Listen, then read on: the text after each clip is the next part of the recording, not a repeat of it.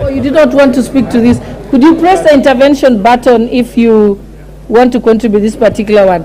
The Honorable Member for Matuga, Kasim Tandaza. Asante sana Mheshimiwa Spika.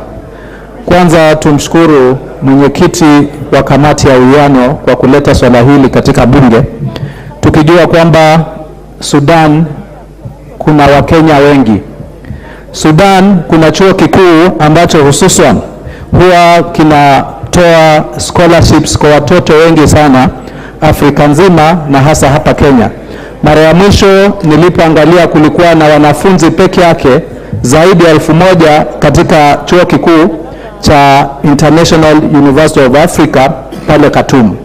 Kwa hivyo hawa ni watoto ambao walipatiwa scholarships, wakapatiwa tikiti ya ndege ya kwenda, wanakaa pale bure, na ni wazi hawana uwezo wowote wa wao kujisimamia wakati vita janga kama hili limetokea.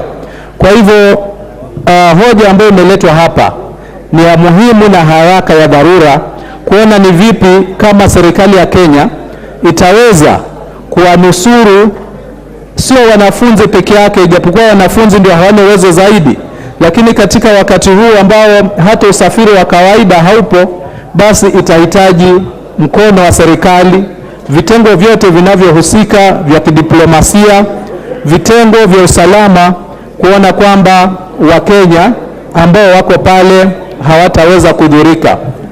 Tusisahau kwamba saa hizi tayari tuna shida za kutosha hapa Kenya. Kuna hoja ambayo imetolewa ambayo baadaye itakuwa inazungumziwa ya maafa ambayo yametokea kule Kilifi. Itakuwa ni jambo la kuhuzunisha tuwe na maafa mengine ya kiasi kikubwa, hasa nchi geni kama ya South Sudan.